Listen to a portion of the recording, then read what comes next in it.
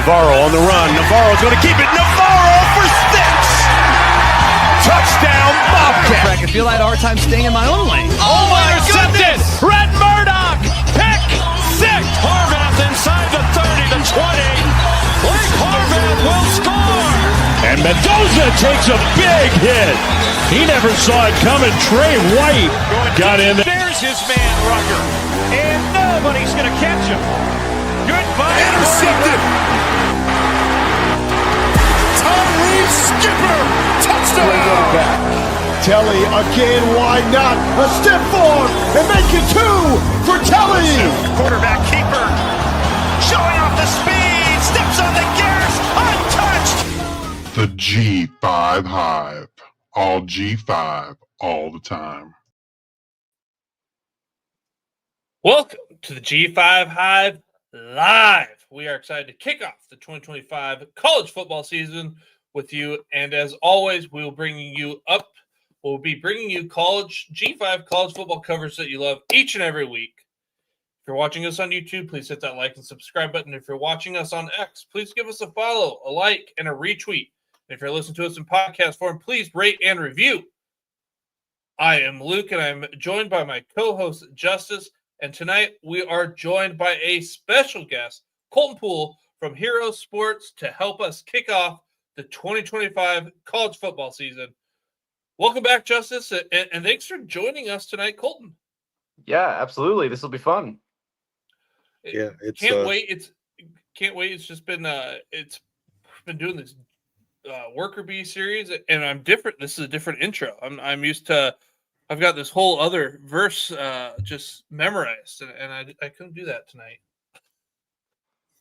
Yeah, I'm excited to get back. College football's here, less than 2 weeks. Week 0 starting off, and excited for another season of G5 Hive Live, so to speak.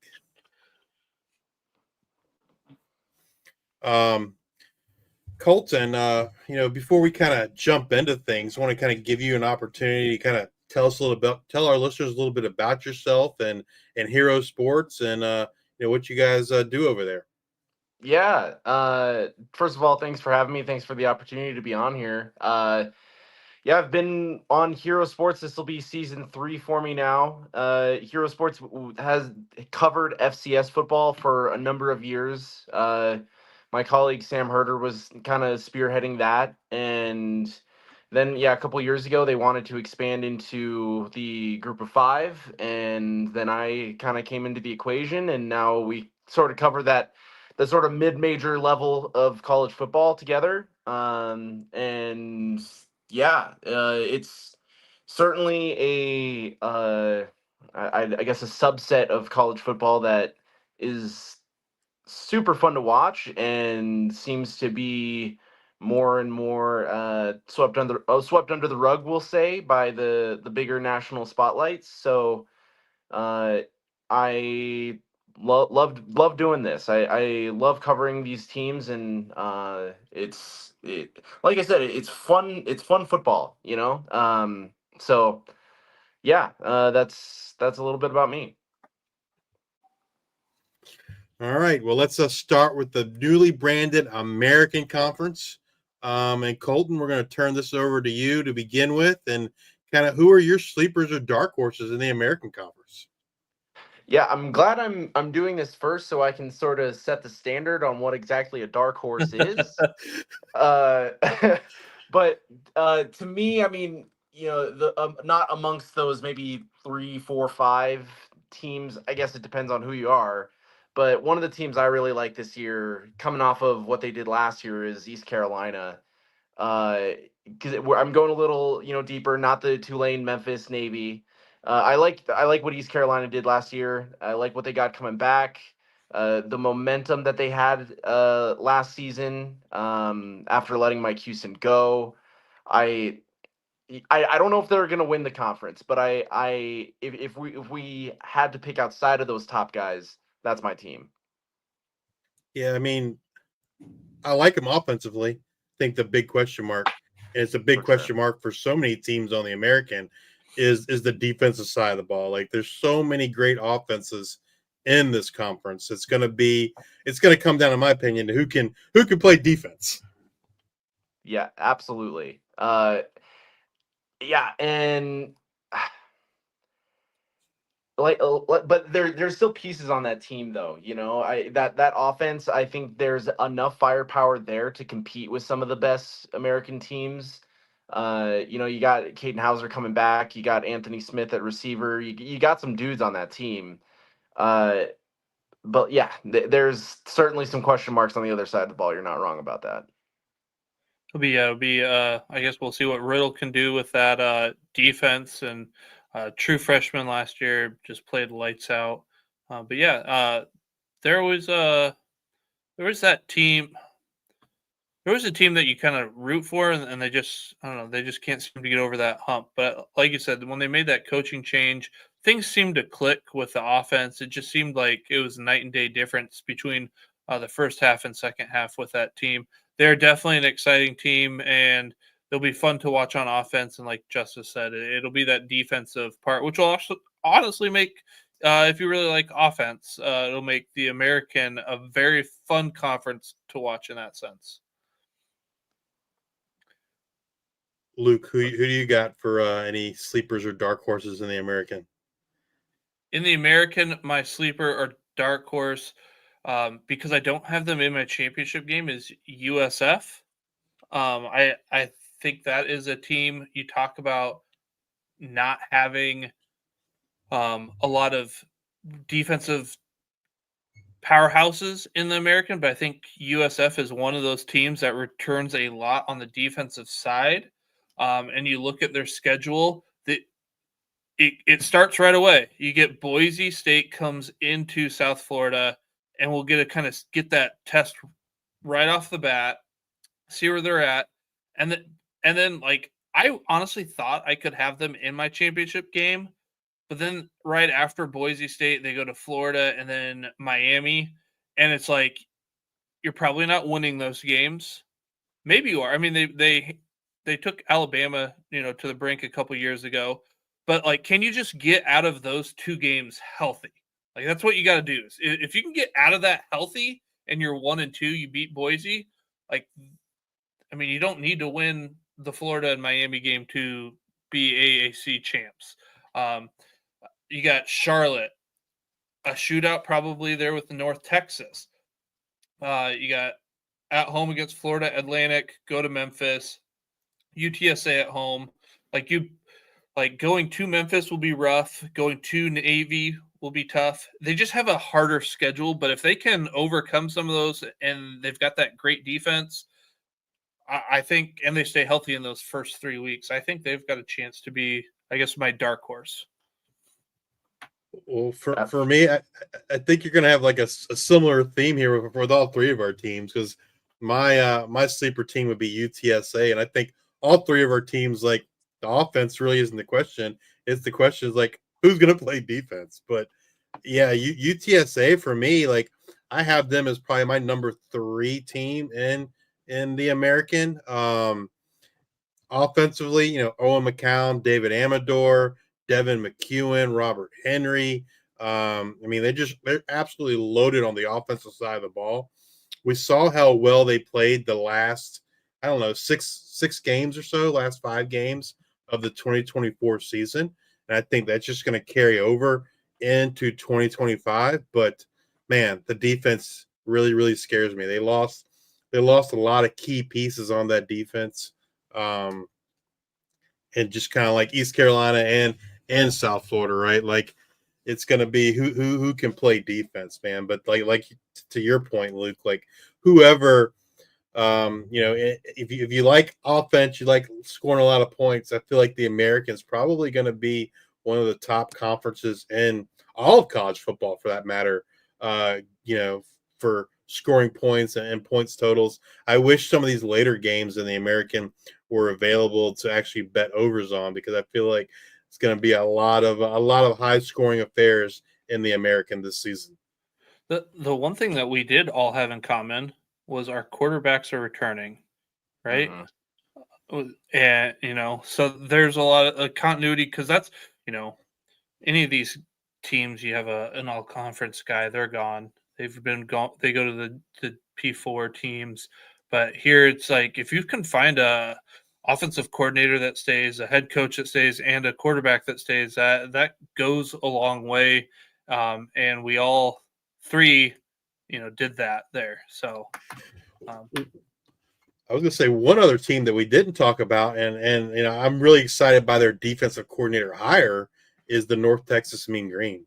That's another team. Like offensively, the offense is always there. The question mark again has always been the defense, and they hired Skylar Cassidy over from Sam Houston. Sam Houston's defense last year was one of, if not the best defenses in the G5. So if he can kind of keep that momentum going and get that North Texas defense to kind of, play even like 80%, 75% of what Sam Houston did a year ago, they could be a team that could potentially win the American. I think given the style of offense that North Texas runs, the defense is never going to be like outstanding just because they're always going to be on the field so much, from a time of possession standpoint because of the quick hitting offense. But man, like if he can just improve that, defense to, at least be, an average defense in terms of statistics, I think that'll go a long way to helping the Mean Green in their quest to kind of win an American championship. And the more I'm listening to you guys, the more I'm realizing how many teams there are to like in this conference, which I think unfortunately for the American, that might mean they beat up on each other a little bit, and you're finishing the regular season with a 2-loss conference champion, and you're probably out of the CFP at that point. So yep.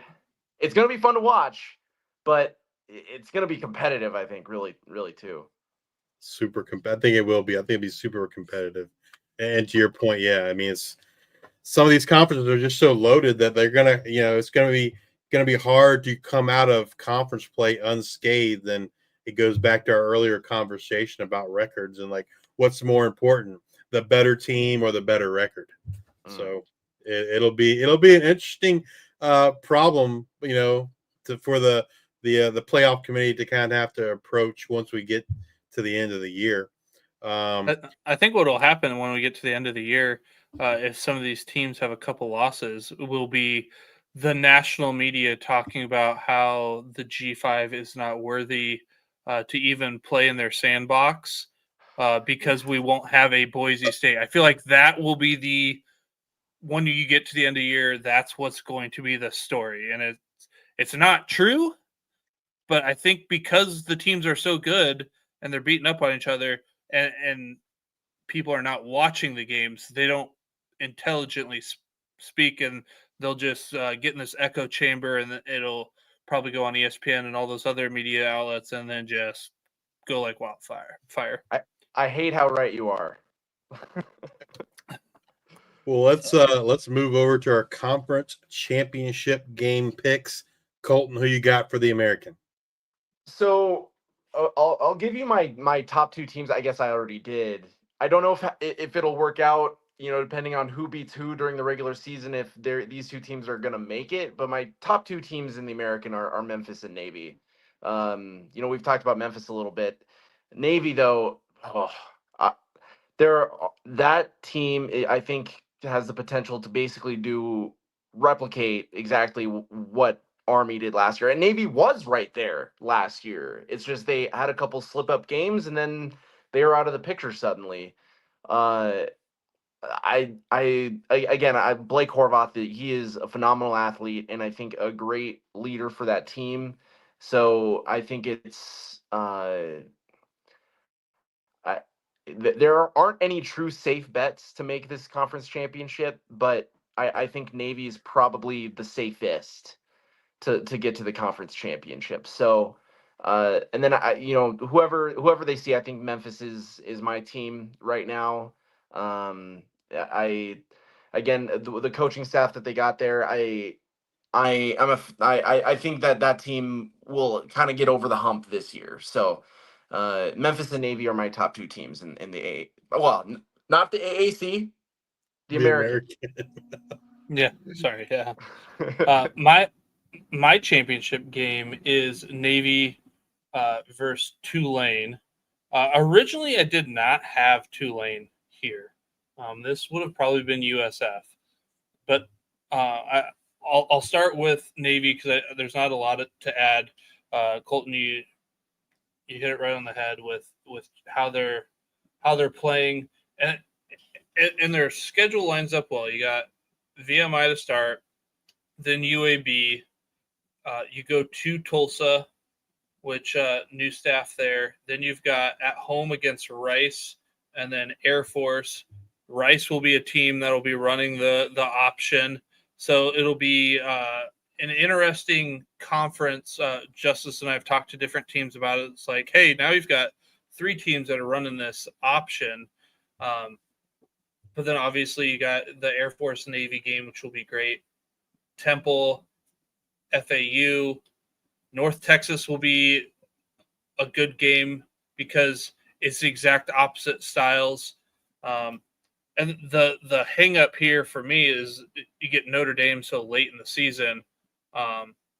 If that's your only loss, you got South Florida. You got some good teams, and then obviously end with Army. But I want to talk about Tulane a little bit because they were a team that I wasn't that high on, honestly. But getting Jake Retzlaff changes everything. I feel like they were really still trying to figure out who their quarterback was going to be. And when you lose Darian Mensah, who's your QB3 heading into fall camp, and then he just, runs away with it there and performs pretty well, then gets plucked to go to Duke.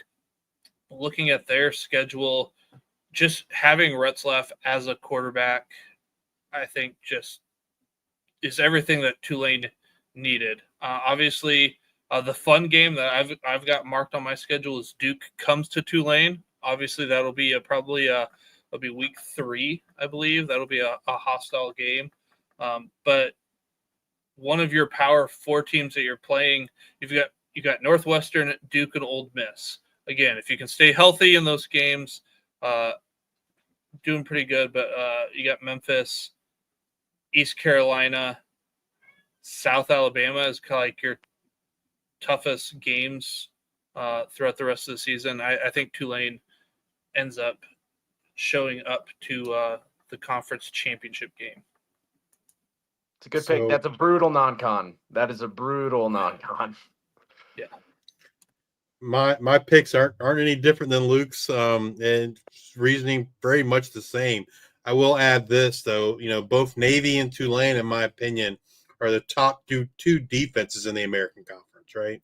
And I don't think that's really I don't think it's close. I think those two teams, maybe Army would be close to those two in terms of defense, but I don't really feel like anyone else in the American kind of from a defense perspective can kind of touch those guys. And then they have the offenses to go with it. Before Jake Retzlaff, I don't think I would have picked Tulane. Tulane just felt like the team that just didn't have the quarterback, right? They've got talent all over the field, but they didn't have a quarterback, and that made me feel like, oh yeah, this guy's gonna bring them to a championship game. And getting Retzlaff's kind of huge for them. It's kind of the missing piece, and between adding him and then, like I said, the defense, I think Tulane probably has the best defense in all the American, and maybe one of the top defenses in all the G5. They're just loaded across the board: defensive line, linebacker, cornerback, safety. So much talent on the defense. And then Navy, like you guys have already said, Blake Horvath returns. Navy can kind of have that Army, take over that Army role from a year ago, like Colton said earlier. And they only play, to me, their hardest game in conference for Navy is probably like the Memphis, the North Texas games. They don't play Tulane in the regular season, so they avoid. I believe they also avoid UTSA as well. So I think to Colton's point, I think if I was going to bet on one team to make the conference championship, it would be Army, just because I think the the conference schedule sets up so well for them to maybe only have one loss, if that, heading into that conference championship game. So yeah, not much different for me. Tulane and Navy are the two that I have in the American Conference Championship game. All right, time to pick our winners. Colton, who you got as the American Conference champ? Oh, man, you guys are making me rethink the Memphis thing. I'll stick with them for now, but like I said, there's 5-6 teams that I wouldn't blame you if you picked them. I'm going with Memphis. Navy. I'm gonna go with Tulane. Oh, and I never would have said that. And I never would have said that before Jake Retzlaff. I wouldn't even have him in the championship game. Like I would probably have him like 5th in the conference before getting him. So, but yeah, I think he kind of puts them over the hump and gets them to that championship game. Again, the defense I kind of feel like is the big differentiator between Tulane and the others. Colton, we want to thank you for joining us tonight to help us kick off the 2025 college football season. Before we can go, can you tell our listeners where they can find you, Hero Sports, and maybe some things that you have coming up this season? Yeah, you find all our stuff at Hero Sports News on X, Twitter, and then I'm at Pool Reporter. And then Hero Sports, where we have all our content. We are doing a preview on every single G5 team, as well as our other FCS content. And yeah, we've got our preseason All-America teams and top 25 coming out this week, and we'll have a top 25, which again you guys are partaking in, and thank you for that. And yeah, we're going to be writing all sorts of stuff. Game previews, some betting content, some features, analysis, you name it, we'll have it there. And yeah, like in true Group of 5 fashion, starting the show late and ending it at least Eastern time, ending it the next day. So respect to you guys for doing this, and thank you for having me. Well, Colton, absolutely, would love to have you back another time and do it again. Absolutely. It's our first live show of the kind of kicking off the 2025 season. We hope everyone has enjoyed the 2025 edition of our Worker Bee series, where we deep dive into every G5 college football team, bringing you the most comprehensive team previews available. But stay tuned, as we still have a few more of those episodes coming out over the next 2 weeks. Also, if you've not had a chance to check out our player interviews, we've done over 20 this offseason.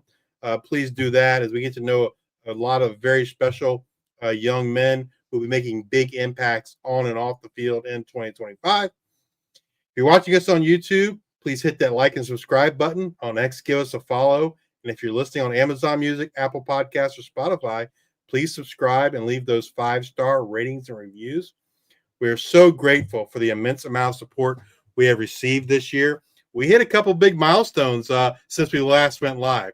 We hit 1,000 subscribers on YouTube. Let's go.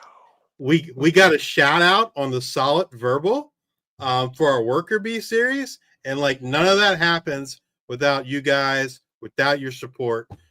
So kudos to you guys. We sincerely thank each and every one of you.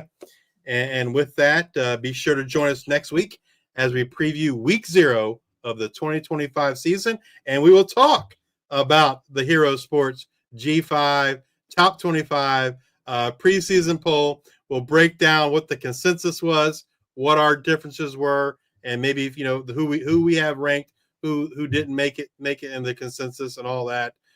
So yeah, be sure to join us next Monday, 10:30 p.m. Eastern. And until then, we are the G5 Hive.